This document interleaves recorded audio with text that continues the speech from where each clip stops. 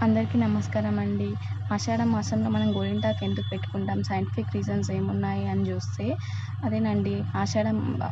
ఆషాఢం అనేది వర్షాకాలంలో వస్తుంది.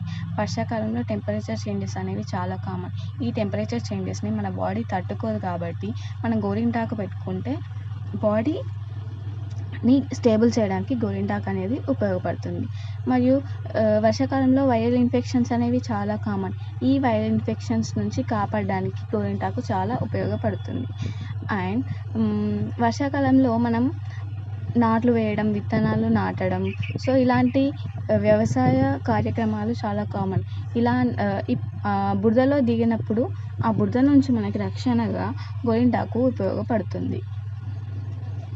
So these are the scientific reasons behind the ఆషాఢంలో గోరింటాకు. సో గోరింటాకుని మనం శుభప్రదంగానే కాకుండా there are so many scientific reasons for this గోరింటాకు. అందుకే మన పెద్దలు ఎప్పుడూ మనకి ఏదో ఒక సైంటిఫిక్ రీజన్స్ని వెనకాల పెడతారండి.